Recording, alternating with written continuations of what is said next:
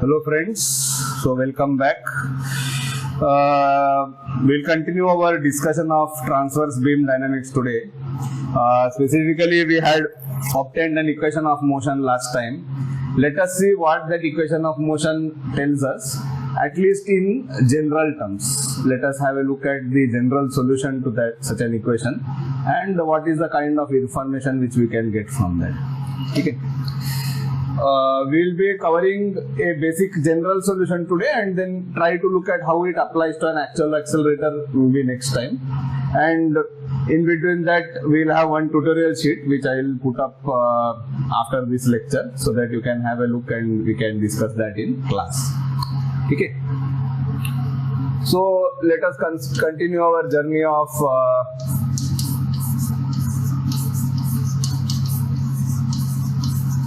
transverse beam dynamics.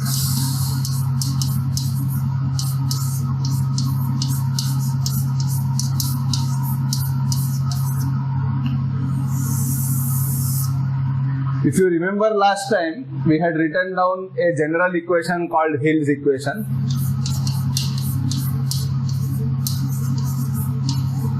Which is of the form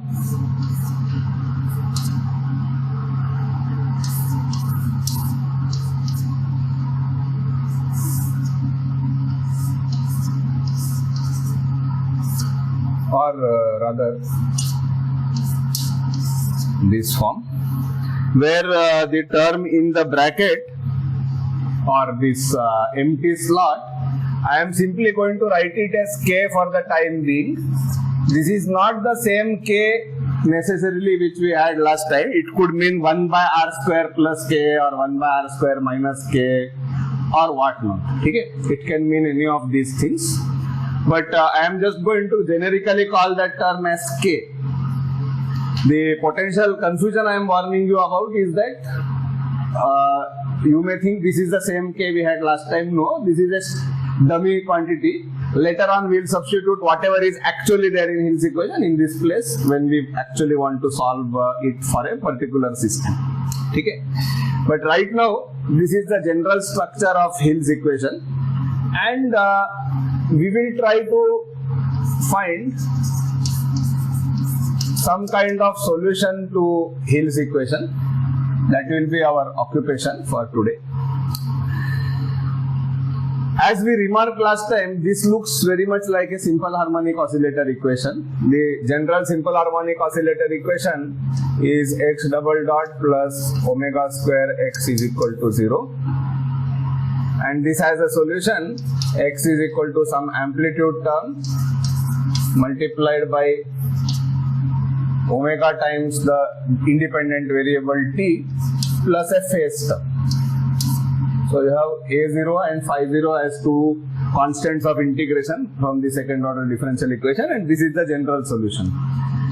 This general solution can be written 3 or 4 different ways. You can write it as a combination of cosine and sine omega t, which is just an expansion of this cos a plus b. You will get a term in cos omega t and another term in sine omega t.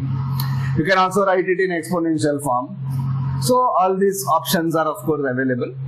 But we are going to focus on this particular form. All the others, you know, can be rewritten in terms of each other by adjusting the phase phi0. Okay.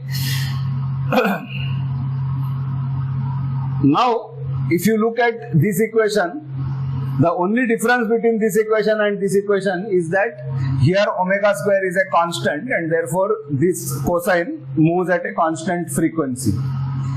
Here, this is itself a variable, and hence one can imagine that instead of a simple term like omega t comes because it is integration of omega dt, that is omega t. Instead of that, you will have some complicated function of s in place of the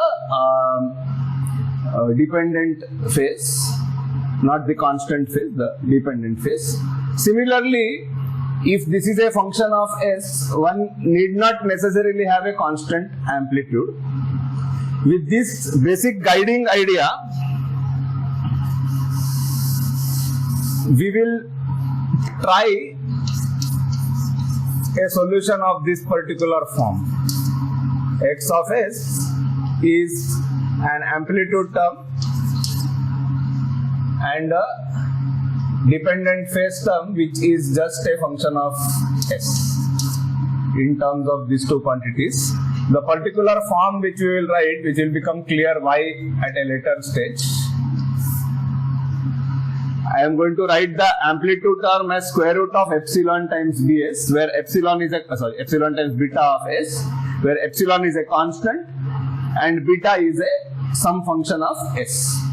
The physical significance etc. attached to this beta will come in later. So in principle you could start by calling it a of s, and then later on when you do a lot of derivations, finally you will realize that you have to write a of s in some complicated square of some other quantity kind of form. So we are preempting all that and writing it directly in this form. There is no primary reason why you should think of this. This is a heuristic solution, means someone already solved. We just want to move along the same line of thought, and so we are adopting this particular amplitude term. There is nothing wrong with it generically. It's a constant multiplied by function of s, which is just another function of s. However, why square root and why epsilon into beta, all these things will become clear as we progress. Okay? There is a reason for it. I think that is what I mainly want to say. Cosine of, instead of omega times s, or in this case it would have been square root of k times s if k was a constant. Since k is not a constant, it may be some complicated function of s. I am just going to call it the distance dependent phase factor. Okay? Plus a constant phase factor. So your second order differential equation has two constants of integration. One is epsilon and one is phi 0. Both of them will have a significant role to play as we progress in this discussion. So right now we are leaving them without any interpretation, but epsilon and phi 0 are the two constants of integration, and the general form of this is mimicking my cosine omega t or sine omega t kind of thing. And this is also heuristically motivated, that I do want this to be some kind of periodic, because we have already spoken about having a photolattice to kind of control the beam at a regular interval and so on. So we do expect that there is some kind of, maybe not exact periodicity, but at least some approximate periodicity to the whole arrangement. So a oscillatory type of solution makes sense in that context. Okay. So you have got an amplitude term and a phase term.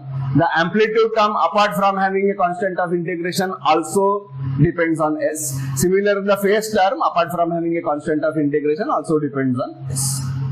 Okay.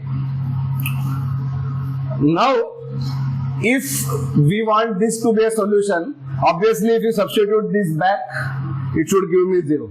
Otherwise it is not a solution, plain and simple. So let us try to see whether there are some relationship which comes out between epsilon, beta, phi and phi naught when we substitute this back into this equation. So first we will try to find out what is x prime as a function of s. We will find that in this entire expression there are two places where s is occurring.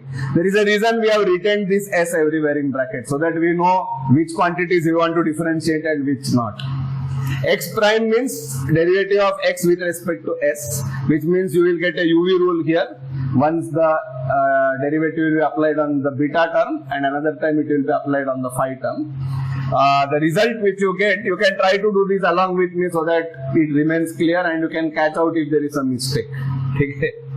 It will be, let us first differentiate this term and retain this as it is. This will be half square root of epsilon divided by beta of s.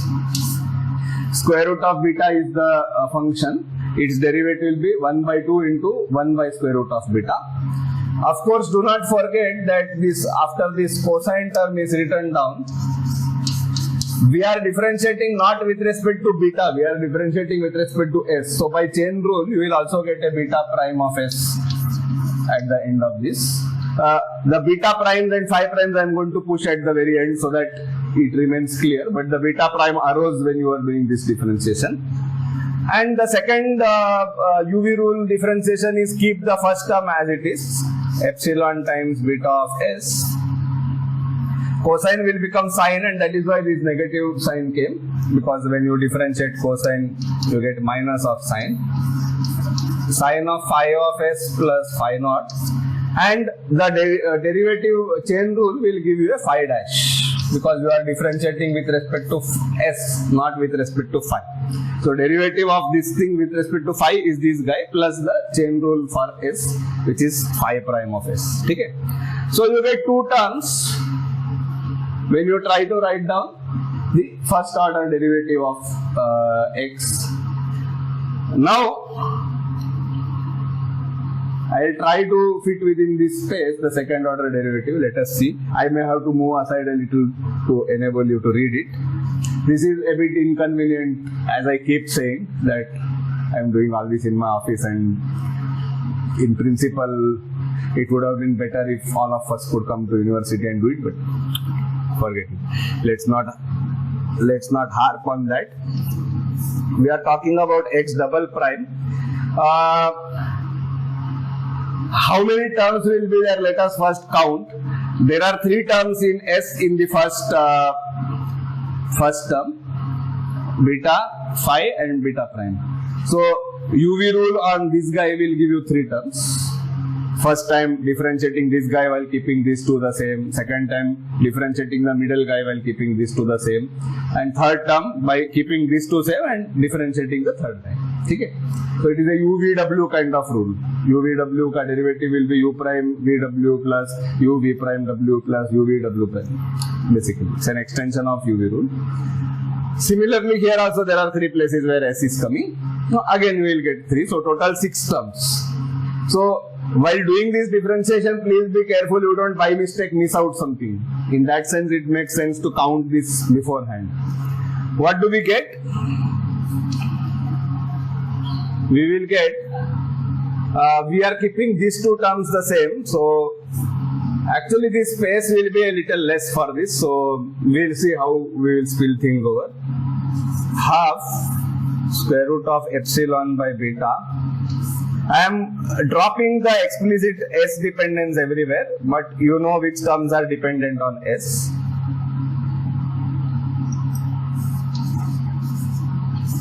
Cos of phi plus phi naught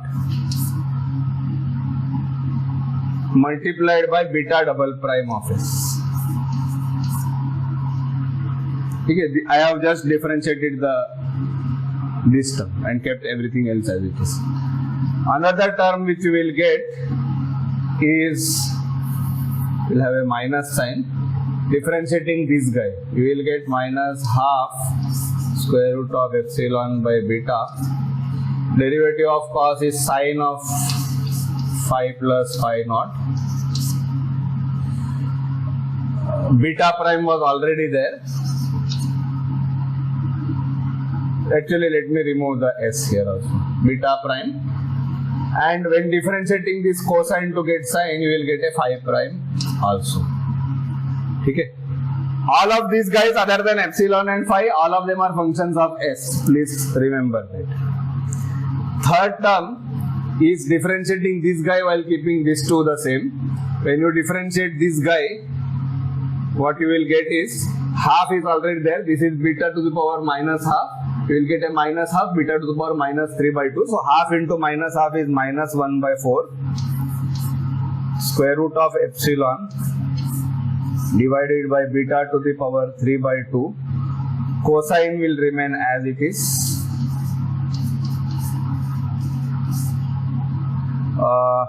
Because of this differentiation of beta, you will get 1 beta prime. 1 beta prime was already there. So you will get beta prime the whole square. Beta prime the whole square because you differentiated this term with respect to s. So after differentiating with beta, chain rule will give you 1 beta prime. 1 beta prime was already there. So 2 beta primes will come here. So we have finished with the 3 terms arising out of differentiating this term. Now let us focus on the lower term. What do you get? Let us take first differentiation of this guy, which is simple. You will get this minus sign as it is. Square root of epsilon beta sine of phi plus phi naught phi double prime. This guy I have differentiated, others are kept as it is. Next term, differentiate this guy. Derivative of sine will be cosine into 1 phi prime will arise out of chain rule, which will multiply that phi prime. So this term is going to give you phi prime square.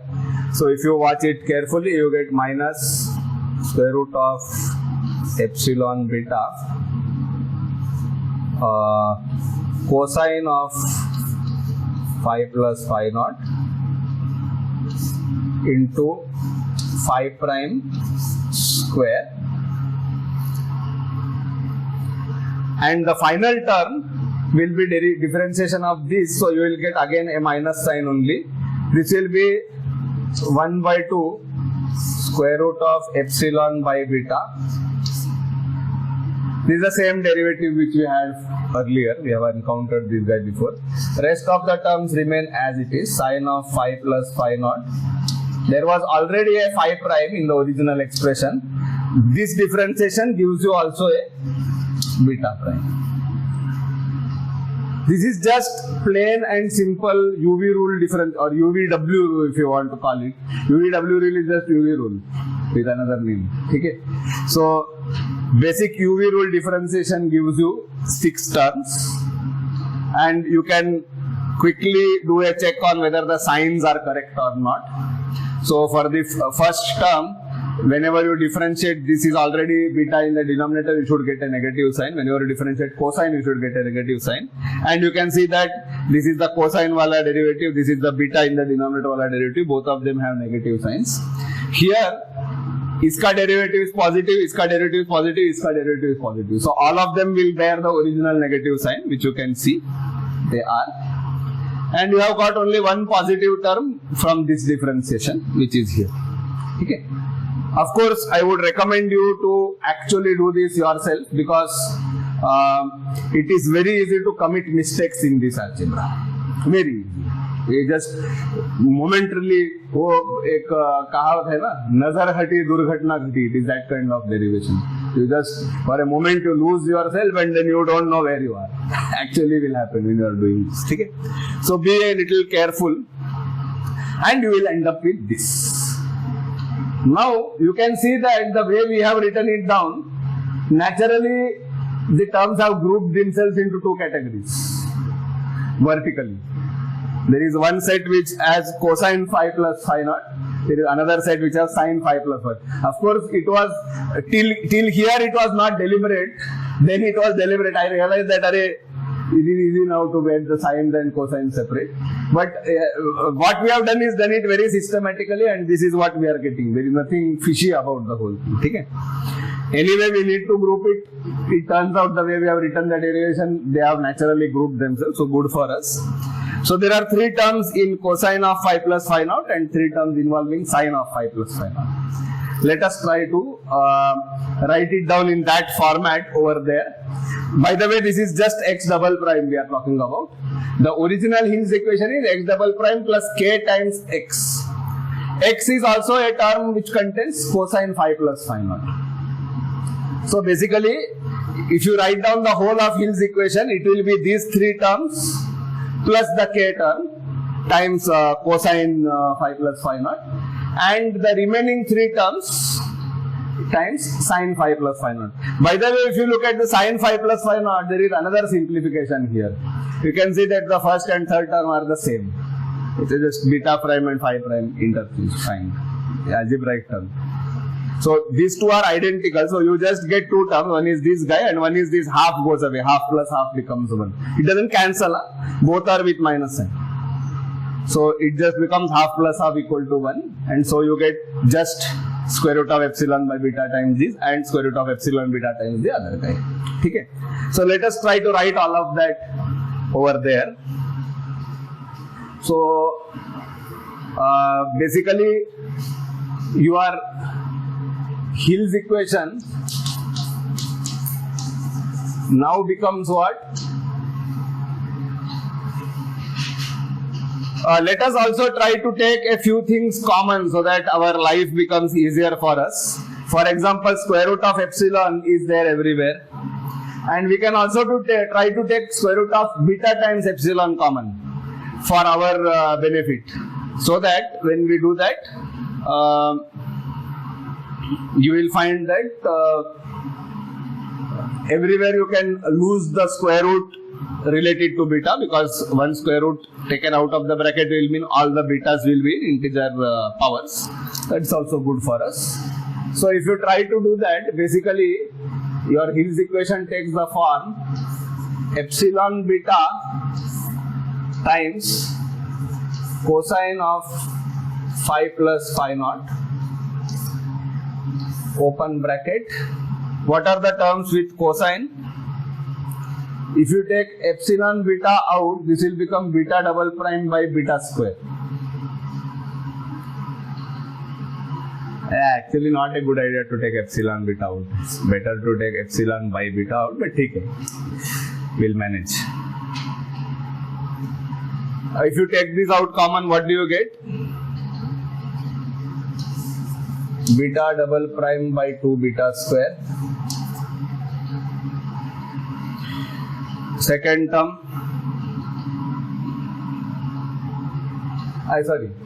beta double prime by 2 beta. Second term is minus beta prime square by 4 beta square. Taking beta out common from here implies multiplying and dividing by square root of beta, and when you do that, you end up with square root of epsilon beta, which goes out of the bracket. Denominator is beta to the power 2. That is what we have written here. The factor of 4 and the factor of 2, etc. are the ones which are already there. The third term is minus phi prime square, and the fourth term is plus k. By the way, we forgot to write s. Chodo. You know, they are all functions of s. Similarly, if you take the sine part common, square root of epsilon beta times sine of phi plus phi function of s plus phi naught, open bracket. There are only two terms, both are negative, so you can take that negative sign out as well. You will get phi double prime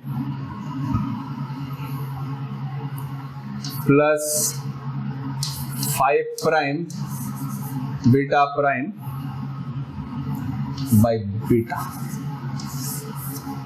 Again, there was a square root of beta here. You multiply and divide by square root of beta, you will get beta here and square root of epsilon beta, which comes out. Okay. What is all this thing? According to Hill's equation, all this addition is equal to 0. That is the whole concept or idea which one is exploring with Hill's equation. Okay. Now, we know that cosine and sine are two independent or orthogonal kind of functions, completely linearly independent of each other. So any arbitrary function can be expressed as a linear combination of cosines and sines. Sine and cosine are orthogonal or independent of each other. If you are not convinced about this,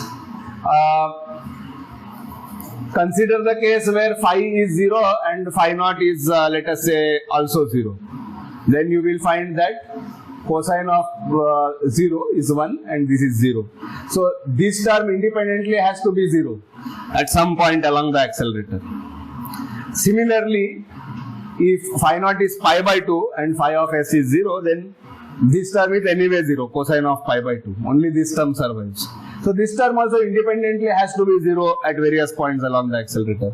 The only way you will get both this term and this term in addition with each other being 0 is that the coefficient of both of these terms should be independently 0, which means that both of these curly brackets should be 0. That is the condition for this particular solution to be a correct solution to Hill's equation. So let us go back where we started. We said that I have Hill's equation which appears to be like an oscillatory equation with a frequency parameter which happens to depend on the distance. Then we say, but suppose it is a kind of oscillatory solution. Then what are the conditions which have to be met for that to happen. And finally, after the dust settles down, you find that these are the conditions which have to be met.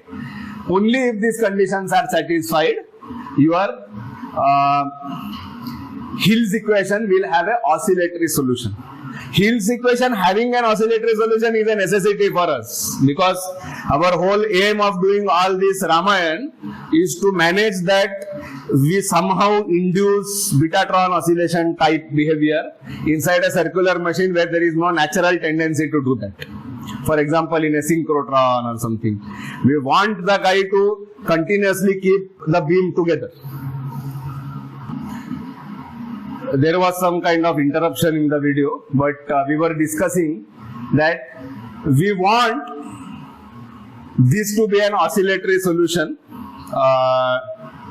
to Hill's equation. Why do we want that? Because we started with this premise that we want the accelerator to somehow gather these particles together. So the x deviation from the nominal trajectory should be periodically, even if it increases, it should keep on decreasing again. So it should be some kind of periodic, maybe not exactly simple harmonic periodicity, but some kind of periodicity. And an oscillatory solution guarantees you this condition. That is the basic idea. But for that to be guaranteed, you need this beta and phi to be mutually related, and these are the two relations which relate them. So what are these conditions? Let us examine this condition first. The condition says phi double prime is equal to minus phi prime beta prime upon beta. This is the condition. Of course, when you look at it, it doesn't seem to make any clear logical or physical sense. The point is, we don't really have a feel for what is phi and what is beta to start with. Okay? But we'll soon get a feel for it. If you notice, you can rearrange this in a separation of variables in the following manner. Phi double prime by phi prime will be equal to minus beta prime by beta. If you integrate this on both the sides over the entire accelerator, you will find that this is basically differential of log of phi prime, because it is 1 by phi prime phi double prime. This one without the minus sign is the differential of log of beta. Derivative of log of beta is 1 by beta d beta. 1 by beta beta prime. Or differential of log of beta is 1 by beta d beta. So if you integrate this on both the sides, you eliminate the variable s and you integrate on both the sides. What you end up with is, very interestingly, you will find that log of phi prime is equal to minus log of beta, or in other words, phi prime is 1 over beta. Now let us try to put this in perspective. Okay? Let us understand this. What is phi prime? Remember, phi was our stand-in for omega t. Not omega t, actually omega s kind of thing, because the independent variable is s in our case. So phi is omega s, then phi prime is just omega. Okay? Omega is another way of writing omega is that it is some kind of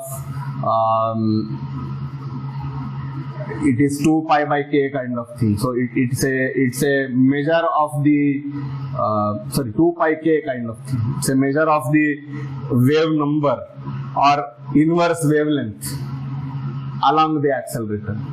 So basically we get an interpretation of 1 by beta as inverse wavelength, or therefore beta as the wavelength along the accelerator. So beta, whom we were thinking all the time is an amplitude term, is not an amplitude term. This is the amplitude term. This is also there. It also controls the amplitude, but its real significance arrives out of this.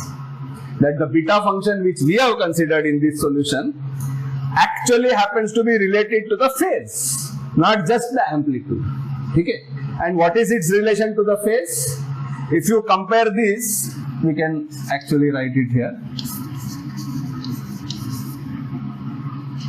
Compare, if you take phi is corresponding with omega s, then phi prime will correspond with omega. Omega, you know, is something like 2 pi by lambda type of thing, 2 pi c by lambda type of thing, and therefore it is related to 2 pi by lambda anyway, and therefore this guy beta is somehow correlated with some kind of lambda type quantity. By lambda I mean the repetition distance along the accelerator where the behavior of the beam repeats itself. So we have said we have an oscillatory solution. The distance along the accelerator where this oscillation takes place is given by beta. So what we believe to be an amplitude term turns out to be not just an amplitude. It is of course also present in the amplitude, can't deny that, but it is also relating to the phase. Okay. It is not good to too much overemphasize that also, but this is a more of a physical feel for this quantity. What is beta? Beta is a kind of average motion wavelength of the particle when it deviates from the nominal trajectory. Means every beta or so distance, if the particle is going away here, then after a beta distance also it will be in a similar situation. If it is coming towards nominal trajectory here, after beta distance also more or less it will be on a similar kind of trajectory. This is a loose understanding of beta.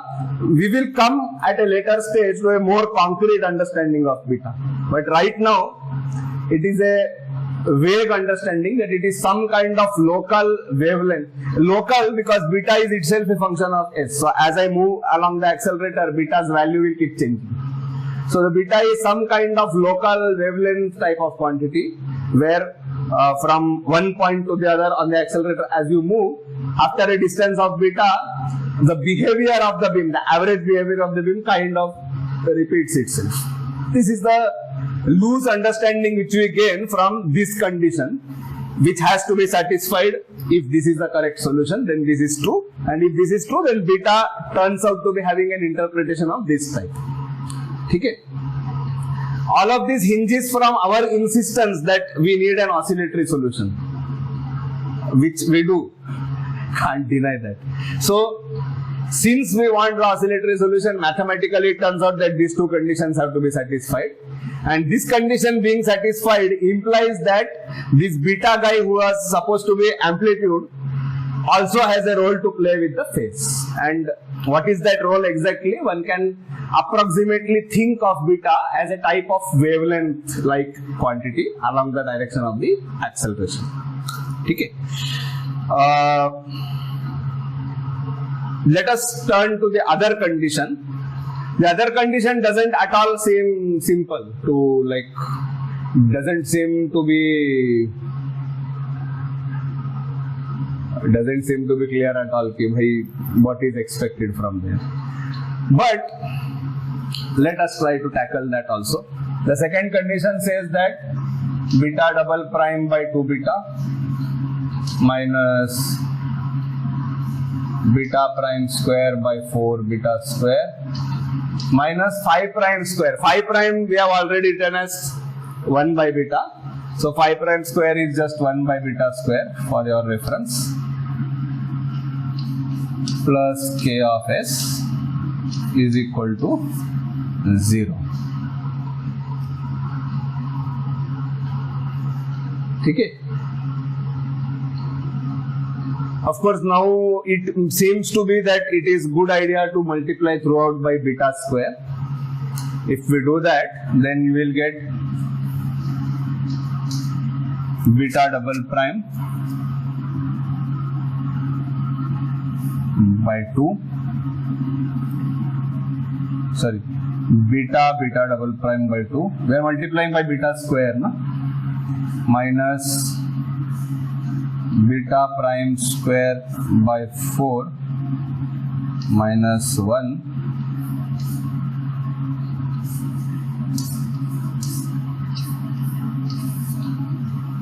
is equal to 0. Okay. This condition has to be satisfied, and the only thing you can notice about this condition is that it is a 1 plus k of s times beta square. The only thing you can notice about this condition is that it is horrible.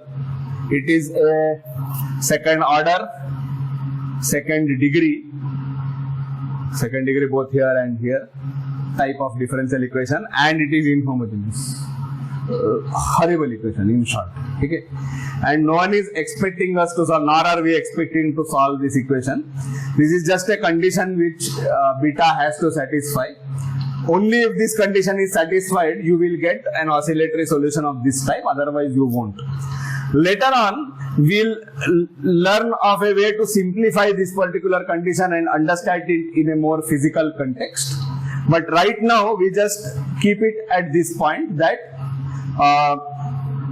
this condition also has to be met if this kind of oscillatory solution has to be a correct solution to Hill's equation. Okay. So our basic approach to solving Hill's equation was to assume that since this looks like a harmonic oscillatory equation, the solution will be like a harmonic oscillator type of function. Of course, it is not simple harmonic, it is some kind of strange harmonic, but it is a harmonic function, it is a periodic function. This is physically well motivated, as we just discussed. And if we assume that this is a correct solution to Hill's equation, then we end up with two conditions, that phi prime should be equal to 1 by beta, and beta itself should satisfy a very long and complicated differential equation. If these two conditions are satisfied, then this is a correct solution to Hill's equation. And in practice, it is found that both these conditions will be satisfied, but there is no theoretical as such concrete proof which we are going to make for the same. We just write down that these are the conditions on beta and phi by which we will ensure that this is a correct solution to this equation. Okay.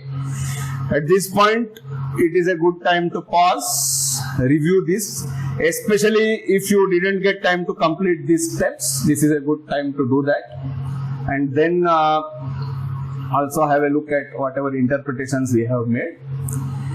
Once you have reviewed this, then we will continue for the next part.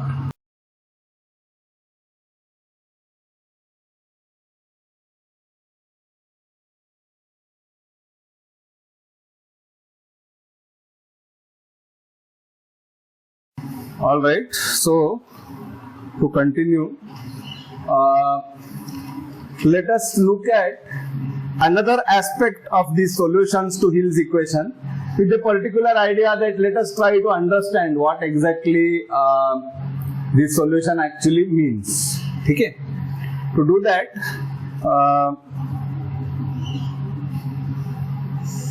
let me rub the board and let us just retain the expressions for the x and x prime, because we will need both of those.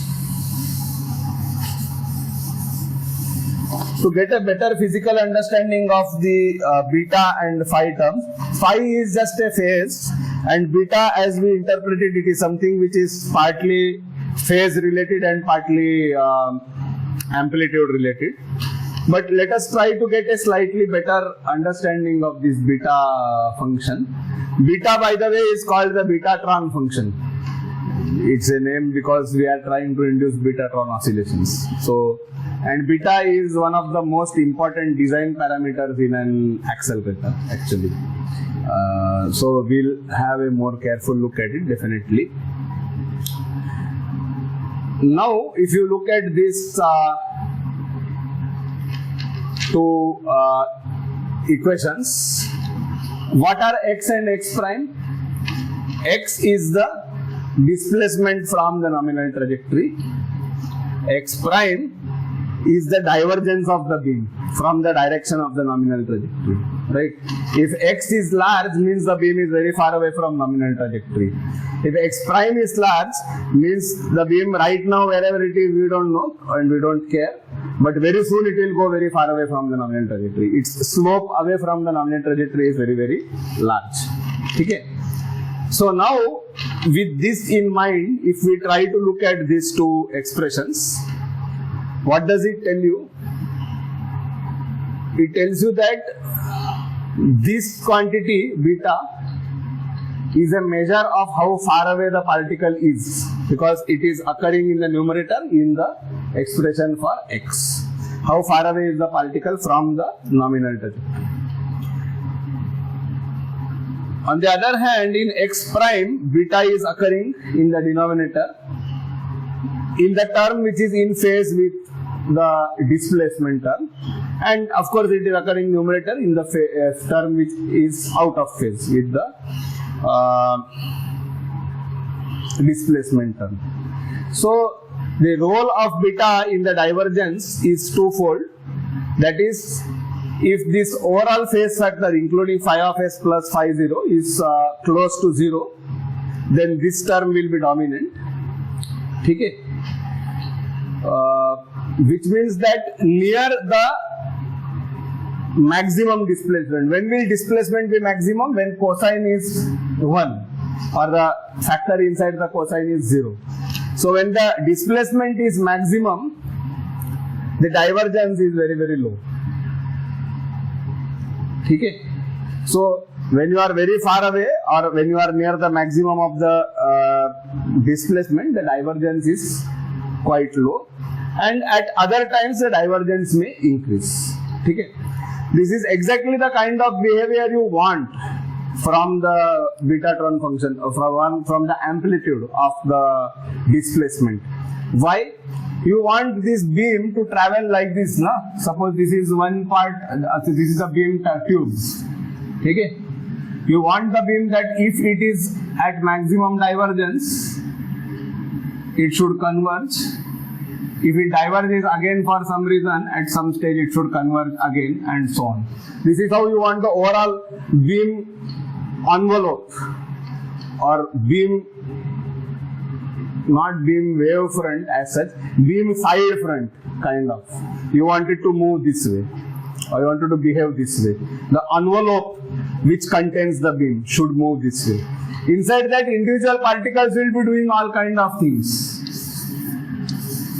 But all the particles are contained within this envelope. That is the idea of the Betatron function.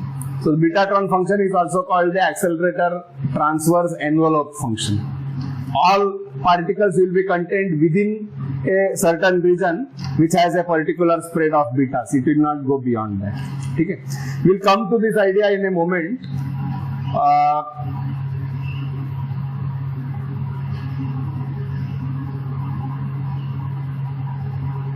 You can see that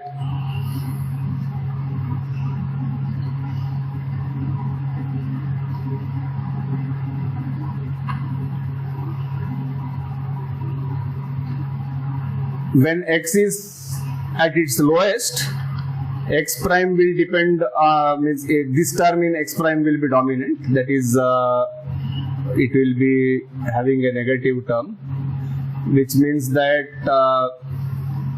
the divergence will be negative when x is at its lowest. When x is at its highest, this term doesn't dominate, this term does, as we already discussed. I am trying to do something slightly different here. We can express sin theta and cos theta, or sin of phi s plus phi naught and cos of phi s plus phi naught, in terms of x and x prime. Okay? How will you do that? We already know the expression for cos of phi of s plus phi naught. It is just x divided by epsilon times beta.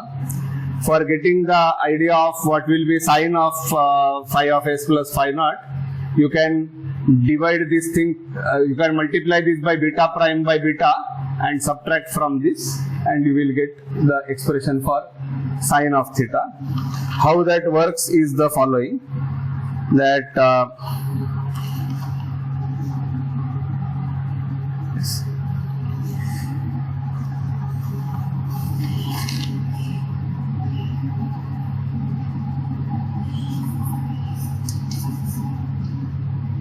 if you consider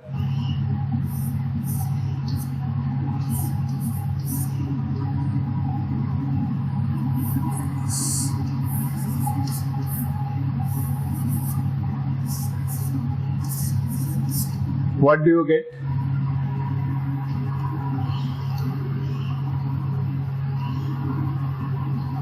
X prime of s minus beta prime by beta times x of s. What do you get? You will find that if you multiply this by beta prime by beta, beta prime by 2 beta. If you multiply this by beta prime by 2 beta, then basically this term and this term cancel each other, and you will be left with square root of epsilon beta times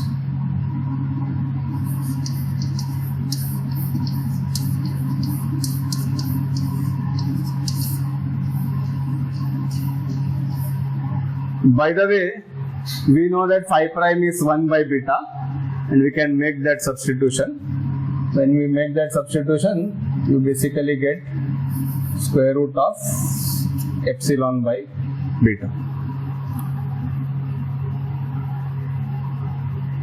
If you multiply this expression throughout by beta, you will get beta x prime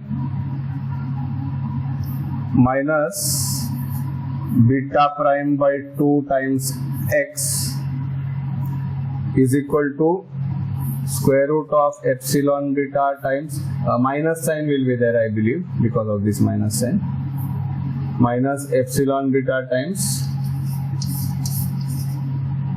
sine phi of s plus phi naught. We already know that x of s is epsilon beta times cos of phi of s plus phi naught. If we try to square this term and this term, we will find that x square plus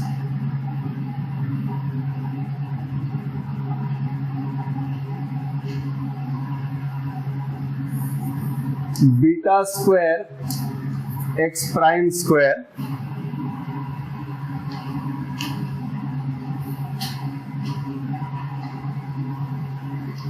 plus beta prime square by 4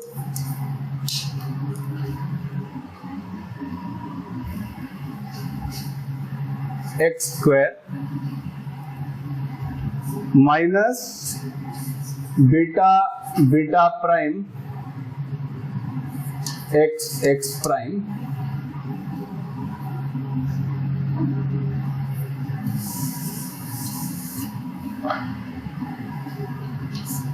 is equal to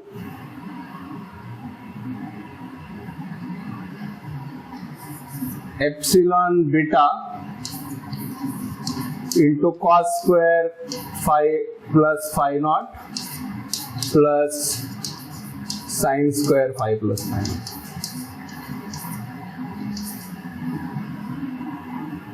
Again, repeating what we have done, we have found an expression for cosine of phi of s plus phi naught. We have found an expression for sine of phi of s plus phi naught.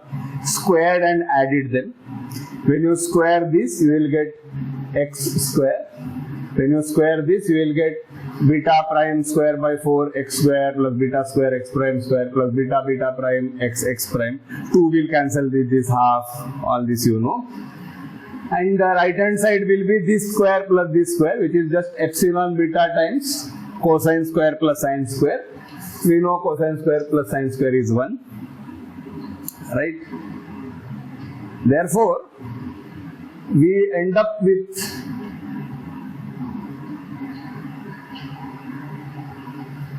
the following expression: x square into 1 plus beta prime square by 4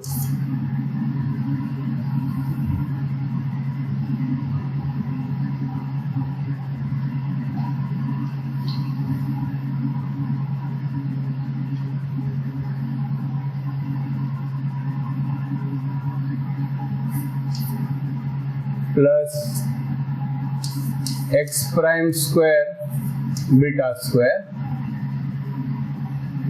minus 2x x prime beta prime by 2 is equal to epsilon times beta.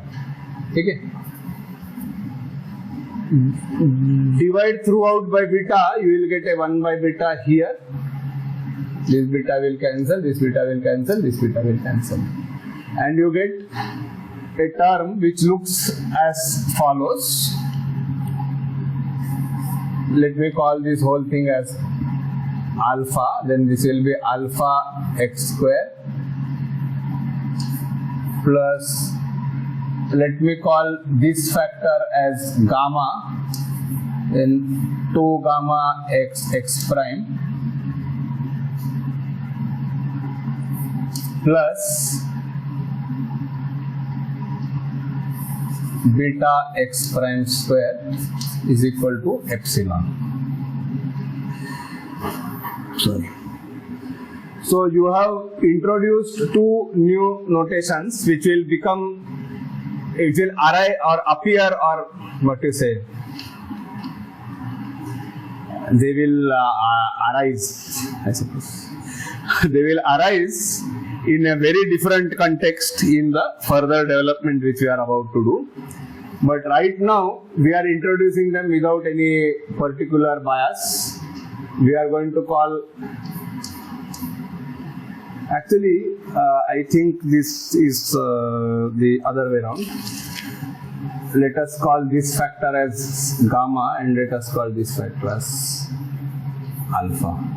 So alpha will be minus beta prime by 2 and gamma will be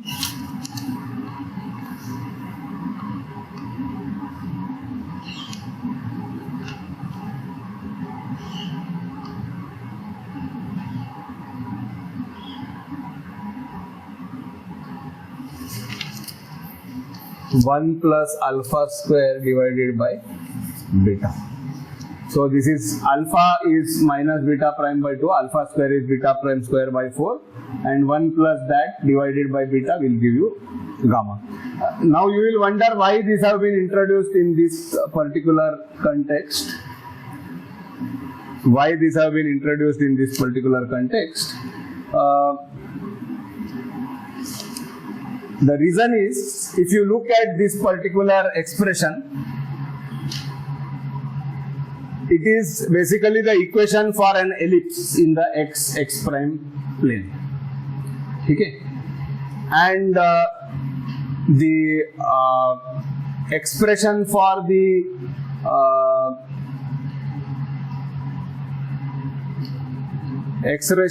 area of the ellipse turns out to be, if you in general have ax square plus by square plus 2c xy is equal to b, then it turns out that the area of the ellipse, I am doing this somewhat from memory, but it is basically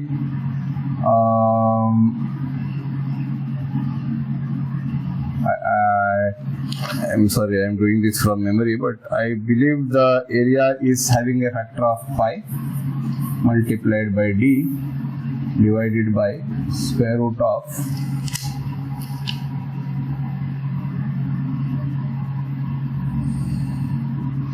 AB minus c square. This is the usual expression for area of the ellipse. Okay? Now what does it mean in our context? You will find that the area of the ellipse is in our case that will be pi epsilon divided by what? Square root of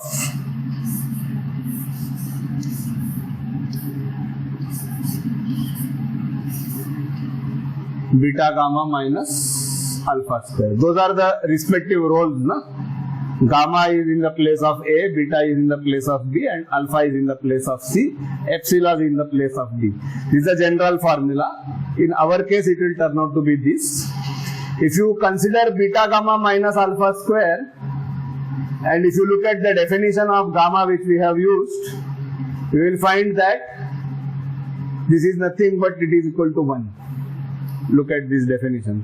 Beta gamma alpha square comes this side, what is left on the right is 1. And therefore, even though we went about it in a roundabout way, right from here, once you have this expression, because we have redefined things which are already here, we have not introduced any new ideas, mathematical ideas. So, basically, this already tells you that the area of the ellipse enclosed between x and x prime is epsilon. If you remember, epsilon was a constant of integration when we had taken the solution of Hill's equation. So, and at that time we had put a remark that why we are taking epsilon separate and beta separate when there is just one amplitude term. The reason is this, that after simplifying the equation in the x prime plane, basically you find that this epsilon, which is a constant, happens to be the total area enclosed by the beam in the x prime plane. This particular quantity epsilon is called the emittance of the beam.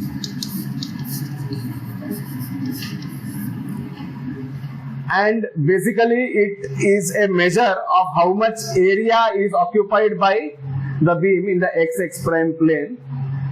A better way to look at this is the following. You know that x prime is dx by ds. But dx by ds is basically proportional to dx by dt. You know that dx by ds is dx by ds into ds by dt. ds by dt is the velocity along the nominal trajectory, and dx by ds is the divergence, as we have mentioned. The product of divergence with the nominal velocity is going to be the x velocity in the x direction. Basically, x dot is x prime into s dot, or dx by dt is dx by ds into ds by dt. ds by dt is a constant for the design of the accelerator. The particle is going to be moving with a certain velocity, right? So, x prime is a kind of proxy quantity for x dot, the velocity of the particle in the x direction. So, when we say x prime plane, it is equivalent or tantamount to talking about the x dot plane. Now, x dot is the velocity, but you know that that is in turn proportional to the momentum. There is no relativity in this because the divergence is in the transverse direction. So, the beam may be moving with realistic velocity for all I care. But in the transverse direction, the motions are very, very small. And there is no significant component of the velocity in some of these directions. Otherwise, क्या होगा? Beam will go and collide with the wall of the vacuum chamber, probably puncture a hole, destroy our vacuum system, all this story. Okay? So, the x and y direction velocities are completely non-relativistic. It is only the s direction velocity, the actual beam direction velocity, which is relativistic. Remember that. So, basically x prime is proportional to x dot is proportional to px. So, x prime plane is actually a proxy for the xp phase space. Okay? When we talk about x prime plane, what we are actually thinking about in the back of the mind is the x and px phase space of the particle, and hence this area in the x prime plane is actually proportional to the phase space volume occupied by the particle or accessible to the particle. Okay? And so basically by saying that the area is a constant, what you are saying is indirectly the volume occupied by the beam in phase space is conserved. This is a expression of what is commonly called Liouville's theorem in statistical mechanics, where basically the premise of Liouville's theorem is that the volume occupied by any system in phase space always remains constant. This is the basic idea of Liouville's theorem. Of course, in the derivation of Liouville's theorem, you do insist that all forces in the system are conservative, there is no dissipation and all these things. As we will see that both dissipation and external influences are present in beam dynamics. Therefore, there will be some effects related to emittance which we will have to look into. But primarily, when we are trying to solve Hill's equation with this solution, an additional output we get is that the beam, at least when it is following this solution of Hill's equation, automatically respects Liouville's theorem. This is nothing unexpected because Hill's equation was our version of the Lorentz force equation. We took the Lorentz force equation and put it into a certain setting. We said that this coordinate system is there, magnetic fields are like this, and then we arrived at Hill's equation. Now we are trying to solve that equation. So solutions to this equation will ultimately go back and respect the same laws which Lorentz force equation respects. And Lorentz force equation is very much a well-behaved law of physics in the sense that it follows laws of conservation of energy, momentum, etc. And therefore, even though we took such a long route to reach here, it is not at all surprising that the phase space area or phase space volume of the beam is conserved, is constant. It is not surprising because our starting point was a conservative force, and even though we have made several approximations along the way, we have nowhere compromised on this particular idea of energy and momentum conservation. Okay? Or whatever approximation we have made, at least have not perturbed this particular physical aspect of things, so that finally when you look at x prime plane, the particle is contained within a particular area within the x prime plane. Actually, when we talk about emittance, we don't talk about emittance for one particle. We talk about a beam of particles or a bunch of particles. And we basically say that the whole bunch is contained within that elliptical area in phase space. They may be at different points within that area, but all of them are collected within that area. We will be exploring this idea a little more when we take up actual solutions to Hill's equation next time. That is when we are looking at particular solutions for dipole magnets and quadrupole magnets. But right now, we will pause at this point. You can review this particular concept that when you take x and x prime as quantities in a single plane, if you plot them against each other, then basically your beam is contained in an elliptical area that is given by this particular equation in terms of x and x prime, and that elliptical area or area of that ellipse remains conserved throughout. Okay. We'll come to an immediate consequence of this right after this, but you can quickly review this and then we will continue.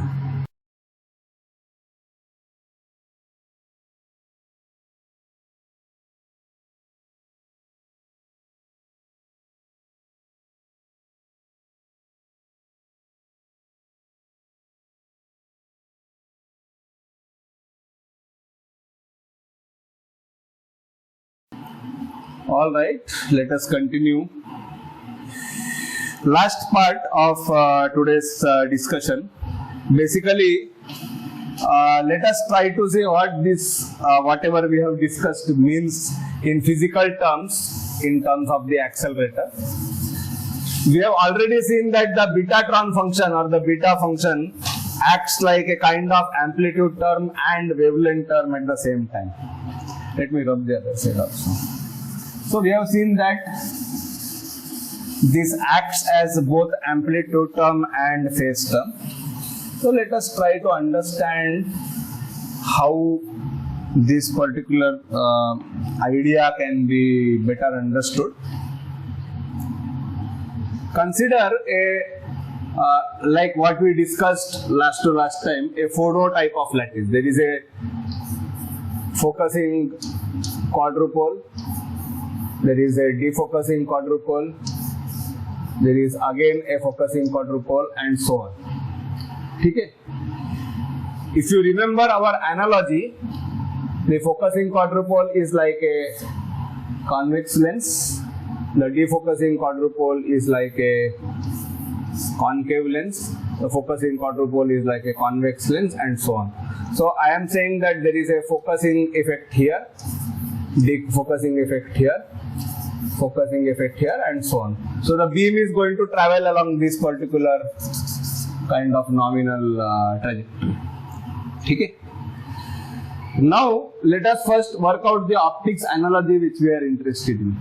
What did we say last time? We said that if the beam has already diverged quite a bit, at that point it is important to have a focusing lens which will bring it back. Bring it back in such a way that at the defocusing lens it is as close to the center as possible, because defocusing lens already going to defocus you further. You don't want the input beam to already be bad, then it will become worse. You want the input beam to be as fine as possible so that इसका असर हुआ तो भी कम होगा. So basically your optical system goes like this.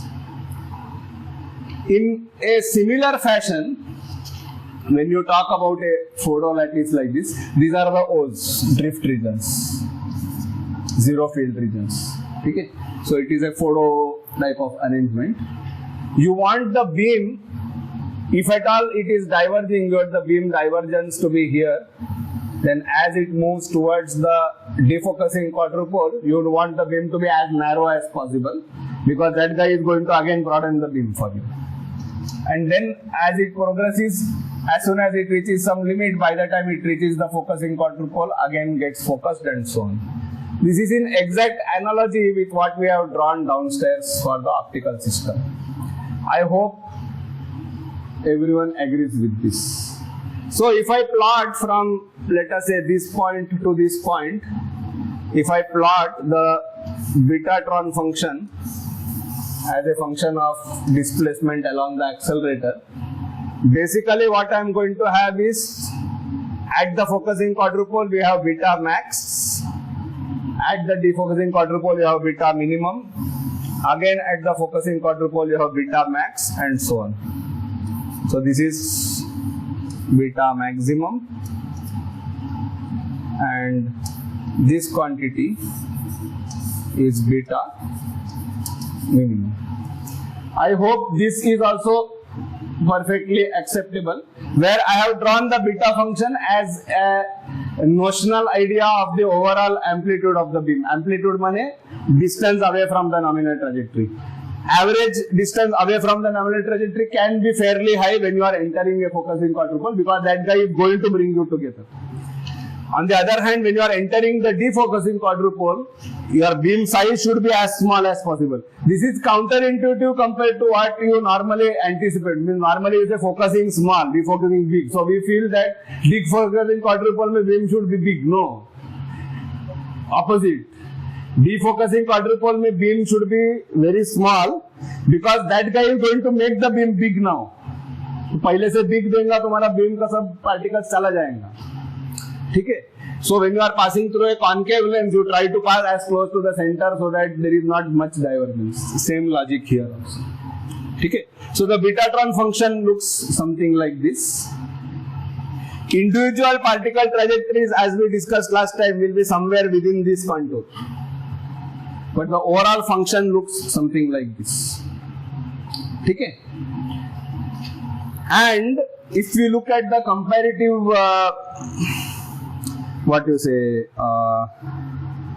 relationship between x and x prime, you will find that when x is large, x prime has to be small. Why? Because area of the ellipse is fixed. So if you plot a general ellipse, this is x and this is x prime. This is not real space, by the way.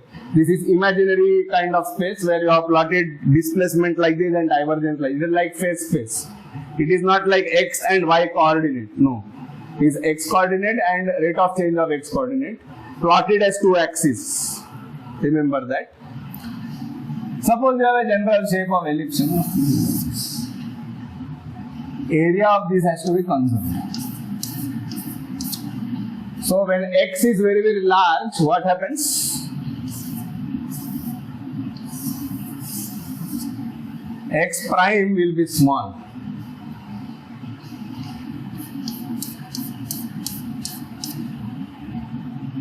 If x is even larger, x prime will be even smaller. What is common to all this? Area of the ellipse is constant. This is something which we just derived a few minutes back. Right? So area of the ellipse is constant and the ellipse itself looks like this. Okay. Now look at the beta function. First of all, let us just quickly write down. If you remember, x is equal to what? Square root of epsilon beta. I am taking phi naught equal to 0 for the time being. I am just writing cos of phi. Okay. X prime, if you remember, is half square root of epsilon by beta cos phi beta prime minus square root of epsilon beta sin phi phi prime.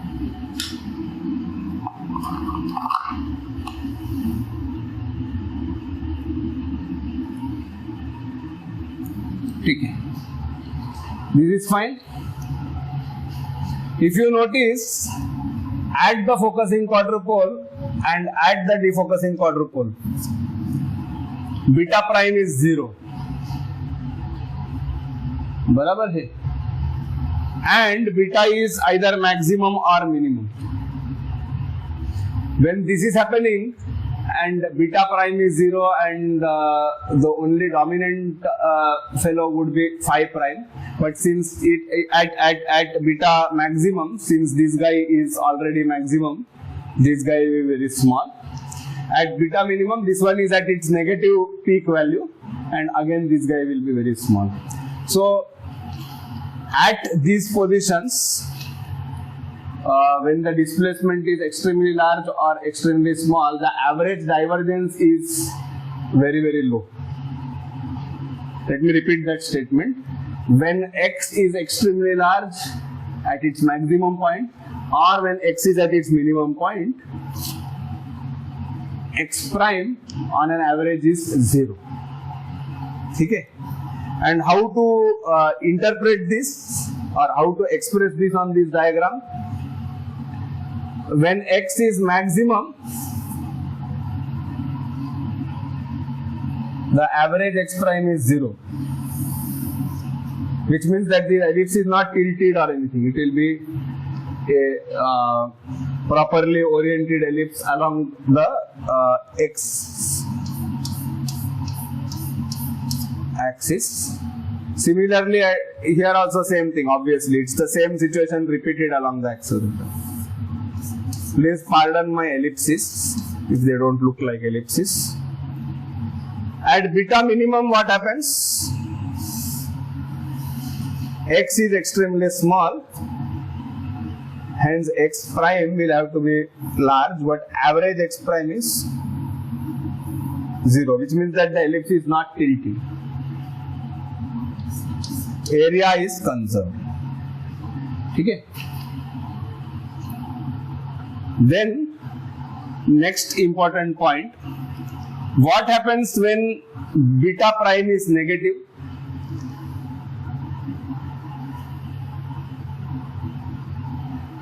Actually, you can express this phi prime, you can express it 1 by beta, so this becomes square root of epsilon by beta times sin phi, which is fine. So when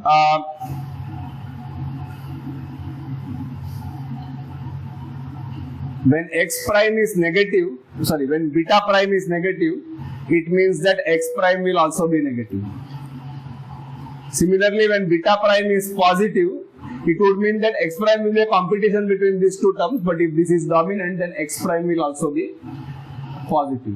Which means that when beta is going down, generally the tendency is for x also to go down, which means that this is working. This is basically, this envelope is generally indicative of the direction the beam is going to take. So all beam particles will follow something similar. May not follow exactly this, but something similar. It will be contained within that. Okay?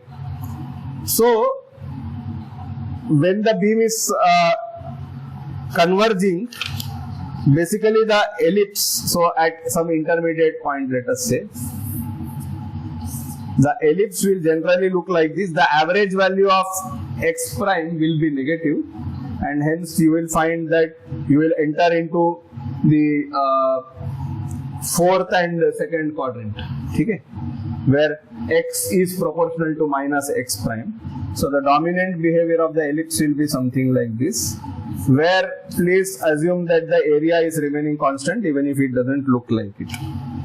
Similarly, at a point on the accelerator between a defocusing quadrupole going towards a quadrupole where x prime is positive as a function of x, you will find that the behavior of the phase ellipse or the emittance ellipse is something like this. Again, I am saying that please assume all these 5 areas are the same. That is the underlying assumption. So the nature of the ellipse and the orientation of the ellipse can tell you where along the accelerator you are. Okay? So emittance measurement by measuring the spread in momentum and the positions of the particles is a technique which we discussed at some stage during our beam diagnostics class. You can go back and have a look. So the basic idea is that you can try to find out how the particular particle is behaving as the beam travels down the beam pipe, whether it is behaving as expected or there is some problem. And extensively, when designing an accelerator, such simulations are done to ensure that nowhere the emittance is crossing the actual beam pipe size. Otherwise, तुम्हारा गया काम से. So you design everything, हो गया, you didn't check that part, and every time it's being getting lost on the walls, and eventually the walls will corrode and so on. So it's a very important design parameter, especially in all accelerators. There will be some parts of the beam tube where the admittance, that is the available space, available width is quite narrow. Because of various reasons. It could be an isolation between two neighboring parts of the vacuum tube. It could be due to some something like it is a frame for a Faraday cup or some other kind of device. There could be a collimator which will help to focus down the beam finely. Variety of reasons why there will be narrow throughput or what is called narrow admittance in the accelerator. Another major constraint, if you have a magnetic field limitation with your technology, then you need to bring the poles closer to each other to have higher magnetic field. Only if you have higher magnetic field, you can go for higher energy because of the rigidity formula. So there may be a limit on with the technology which is available to me, and I want dash field, then I have to bring the magnet poles this close, let us say 5 millimeters from each other. Then the admittance of that magnet is only 5 millimeters. So your beam size has to be always much smaller than that, not just smaller, much smaller than that, so that even some outlying particles don't leak out into that region. Okay? So under such situations, such types of simulations are done to find the beta function over the entire accelerator. How we will do that, we will come to next time. How you can numerically find the beta function everywhere without even knowing or without bothering about what it actually means. You can find the beta function everywhere. But this kind of simulation followed by a simulation of how the beam is looking, because beta function simulate karne ka, when you do this, on the x direction you can put hard cuts that this is where the beam wall is, and you can ensure that the thing is not leaking onto the walls of the vacuum chamber. Okay? Similarly, there may be some limitation you can impose on the x prime direction. That is not a physical imposition. It is rather you don't want a spread in momentum more than a certain limit. You can impose those as well, and ensure that you can keep tuning your parameters in the design stage till the ellipse parameters all come within the constraints which you are specifying. Then you take up the components for fabrication after designing it properly. Okay. So at that stage, all these kind of considerations will be very important for you to implement how the design is going to work and what are the parameters on which it is based, whether those parameters are adjusted properly for your actual practical requirements in the accelerator. Okay. So this is basically the story of the phase space ellipse, just continued to give a practical flavor. So that what we have done today is basically assumed an oscillatory type of solution to Hill's equation. Using that solution, arrived at a relation between the amplitude factor and phase factor. So the beta function actually controls both the phase and the amplitude. We tried to recast x and x prime into a single equation by using cos square plus sin square equal to 1. We found that in the x prime plane, the area which is enclosed by the beam is always a constant. We'll come to many more interpretations of this particular idea, maybe next time, not next to next kind of. And at that time we will discuss about some of the ideas of how the concrete discrete equations can be done for different types of magnetic components. And then after that we had a look at how the phase space ellipse looks at different points along the accelerator. When beta is increasing, the ellipse looks like this. When beta is decreasing, the ellipse looks like this. And whenever beta is at a minimum, it looks like this tall orientation.